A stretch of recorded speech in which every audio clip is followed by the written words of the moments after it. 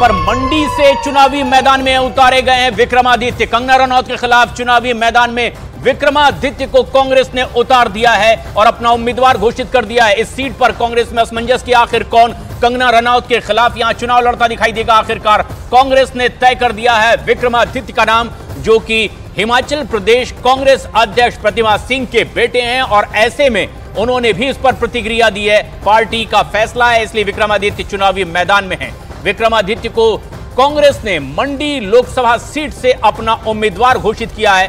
पिछले दिनों इनके कुछ बागी तेवर भी पार्टी में दिखाई दिए थे।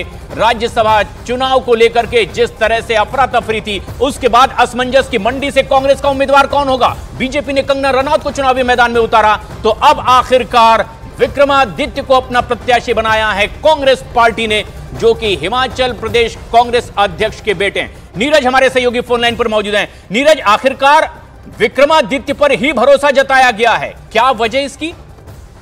देखिए, सबसे पहली वजह यह है कि मौजूदा में वहां प्रतिभा सिंह, जो कि कांग्रेस के प्रदेश अध्यक्ष हैं और मौजूदा में मंडी की सांसद है, उपचुनाव में उन्होंने कुछ वोटों से जीत दर्ज की थी, तो उनके बेटे विक्रमादित्य को वहां से चुनाव मैदान में उतारने का फैसला किया गया है। प्रशांत, आधिकारिक घोषणा बाद में होगी, लेकिन कंगना रनौत जिस तरह से कांग्रेस पे हमले कर रही हैं, गांधी परिवार पे हमले कर रही हैं, और क्या मंडी से चुनाव जीतेगी कांग्रेस, इस सवाल के जवाब में प्रतिभा सिंह से जब न्यूज 18 इंडिया की टीम ने बात की तो उन्होंने कहा कि 100% कंगना रनौत को हराएंगे। देखना होगा कि क्या नतीजा होता है, लेकिन मुकाबला दिलचस्प हो गया है।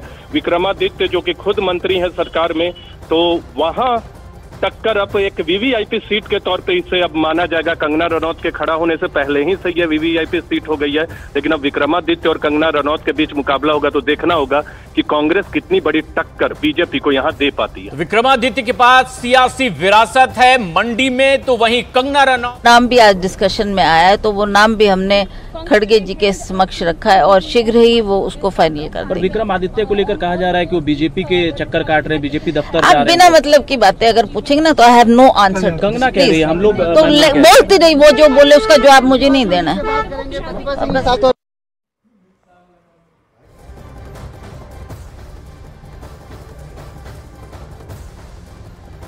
नीरज, जिस तरह से प्रतिभा सिंह भी दावा कर रही है कि पार्टी का आदेश है और चुनाव वहां जीतेंगे, लेकिन असमंजस बना हुआ था। यह एक अहम बात भी कि अब तारीख नजदीक आते आते भी कांग्रेस फैसला नहीं कर पाई और आखिरकार विक्रमादित्य के नाम पर ही कांग्रेस पार्टी ने मुहर लगाई। हालांकि उनके पिता मुख्यमंत्री रहे हैं और अपनी राजनीतिक विरासत के तहत ही और उसके दम पर ही अब कांग्रेस मानती है कि यहां से कांग्रेस जीत पाएगी। लेकिन कंगना रनौत जो लगातार मुखर रही कांग्रेस के खिलाफ और बीजेपी ने इन्हें उम्मीदवार बनाया। नीरज हमारे सहयोगी हमारे साथ बने हुए हैं। नीरज, एक बात सबसे खास कि विक्रमादित्य के पास उनकी अपनी सियासी विरासत है, लेकिन कंगना रनौत अभी सियासत में नहीं है। टक्कर क्या और कैसी होगी, प्रतिभा सिंह का क्या दावा? देखिए, प्रतिभा सिंह और कांग्रेस के खेमे का कहना है, हिमाचल प्रदेश की अगर बात करें, हालांकि विक्रमादित्य हाल के वक्त में नाराज थे, लेकिन प्रतिभा सिंह और विक्रमादित्य, देखिए विक्रमादित्य के पास वीरभद्र सिंह की विरासत है, पूरे परिवार की विरासत है, और वीरभद्र सिंह हिमाचल की सियासत में बहुत बड़ा नाम है। तो विक्रमादित्य का जो परिवार की विरासत है उसकी साख भी दांव पर रहेगी इस पूरे लोकसभा चुनाव में, क्योंकि कंगना रनौत पहली बार लोकसभा के चुनाव लड़ रही है। तो अभी थोड़े दिन पहले राजनीति में वो आई हैं और कितनी टक्कर विक्रमादित्य देते हैं, लेकिन मुकाबला दिलचस्प है। और कांग्रेस के अंदर कहना है कि अगर पूरी पार्टी अगर पीछे से लग गई, अगर अंदरूनी राजनीति का शिकार कांग्रेस पार्टी नहीं हो पाई, तो विक्रमादित्य बहुत बड़ी टक्कर दे सकते कंगना रनौत को। लेकिन कंगना रनौत एक ऐसा चेहरा जो कि राष्ट्रीय और अंतर्राष्ट्रीय ख्याति प्राप्त है।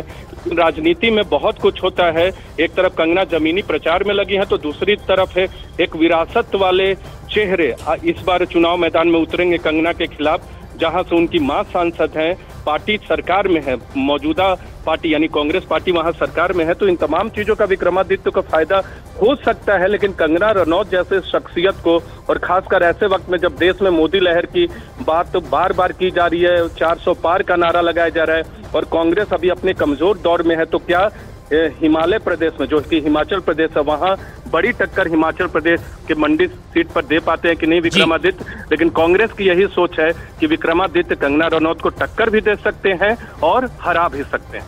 लेकिन विक्रमादित्य के जो तेवर नजर आए थे राज्यसभा चुनाव के बाद में, और बेमन से वो कुछ कांग्रेस के साथ खड़े दिखाई दे रहे थे, मंत्री पद से इस्तीफा तक दे दिया था, क्या कांग्रेस ने पूरी तरीके से उनकी बात मान ली है? पूरी तरह से वो आश्वस्त हैं अब कांग्रेस जिस तरह से उन्हें उम्मीदवार बना रही है?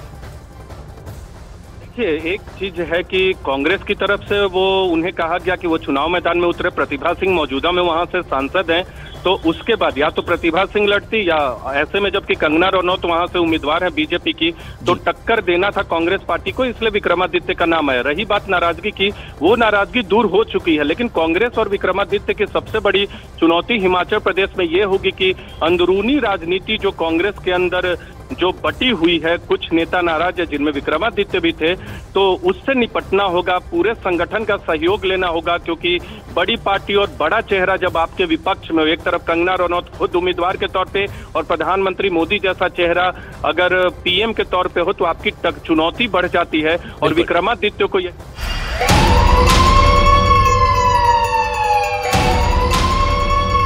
इधर उत्तर से चलें दक्षिण, तो हैदराबाद लोकसभा सीट पर रोचक मुकाबला देखने को मिल रहा है। बीजेपी ने ओवैसी को उनके ही गढ़ में अब घेर लिया है और हालात ये बन गए हैं कि 4 बार के लोकसभा सांसद एआईएमआईएम चीफ असदुद्दीन ओवैसी हैदराबाद की गली मोहल्लों में माइक लेकर के प्रचार करते नजर आ रहे हैं। दूसरी तरफ बीजेपी की प्रत्याशी माधवी लता ने पूरे जोर शोर के साथ प्रचार अपना शुरू कर दिया है, मैदान में उतरी हैं और लगातार ओवैसी पर माधवी लता हमलावर भी हैं।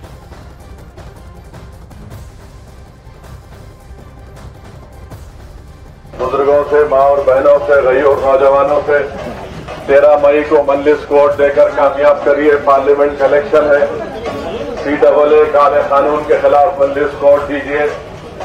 ट्रिपल तलाक के गलत कानून के खिलाफ जो खवातीन के खिलाफ है, मल्लिस कोर्ट देकर कामयाब करिए। क्या समझते हैं वो कि हम चुप बैठेंगे? जब बतकम्मा के ऊपर जब उसने कमेंट किया था, क्यों कमेंट किया उसने? आज इतना भड़क रहे हैं हम असदुद्दीन के ऊपर कमेंट करें, लेकिन वो हमारे रामचंद्र के ऊपर कमेंट करें। वो याद नहीं है जो भाइयों दोनों मिलकर कमेंट करें? अब चुप बैठने का वक्त। और इस तरह दक्षिण से लेकर उत्तर तक लोकसभा चुनाव को लेकर घमासान लगातार जारी है। और इस बीच बिहार में आरजेडी को एक दोहरा झटका लगता दिखाई दे रहा है। पार्टी के 2 पूर्व सांसद ने पार्टी को छोड़ दिया। कटिहार से अशफाक करीम ने इस्तीफा दे दिया है और वहीं अररिया से सरफराज आलम नाराज बताए जा रहे हैं, जहां कार्यकर्ता सम्मेलन में पार्टी और लालू यादव के खिलाफ नारेबाजी भी हुई है। और ये 2 बागी रुख अख्तियार करते दिखाई दे रहे हैं नेता आरजेडी के। सरफराज आलम बागी भी हो सकते हैं और लोकसभा का चुनाव से पहले आरजेडी को बड़ा झटका लगा है। वरिष्ठ नेता और पूर्व सांसद अशफाक करीम ने पार्टी के सभी पदों से और प्राथमिक सदस्यता से इस्तीफा दे दिया है। अशफाक करीम ने अपना इस्तीफा राष्ट्रीय जनता दल प्रमुख लालू प्रसाद यादव को भेज दिया और इस दौरान उन्होंने आरजेडी पर मुसलमानों की अनदेखी करने का भी आरोप लगाया और बताया यह गया कि वो कटिहार सीट से टिकट न मिलने से नाराज थे, क्योंकि महागठबंधन में कटिहार की सीट कांग्रेस के खाते में चली गई है। और ऐसे में अब अपनी नाराजगी जाहिर करते दिखाई दे रहे हैं अशफाक करीम। लोकसभा टिकट न मिलने से नाराज नेता अब आरजेडी से बागी रुख अख्तियार किए हुए। तो वहीं कटिहार से लगे हुए अररिया जिले में भी आरजेडी को एक बड़ा झटका लगा है, जहां टिकट न मिलने से पूर्व सांसद सरफराज आलम नाराज हो गए हैं और इनके बाद उन्होंने कार्यकर्ता सम्मेलन बुलाया है, जिसमें आरजेडी, लालू प्रसाद यादव और तेजस्वी यादव के खिलाफ जमकर नारेबाजी हुई है। वहीं कार्यकर्ताओं को संबोधित करने के दौरान सरफराज आलम मंच पर ही रोते भी दिखाई दिए और दावा किया गया कि आरजेडी से टिकट कटने के बाद सरफराज आलम बागी भी हो सकते हैं और चुनावी मैदान में उतर सकते हैं। आरजेडी ने पूर्व सांसद सरफराज आलम का टिकट काटते हुए उनके छोटे भाई शाहनवाज आलम को टिकट दे दिया है और इससे अब वो नाराज भी हैं। देश में 400 पार के साथ मध्य प्रदेश में बीजेपी मिशन 29 को लेकर प्रचार में जुट गई है। हालांकि कांग्रेस भी इस बार मध्य प्रदेश में पूरा जोर लगा रही है और लोकसभा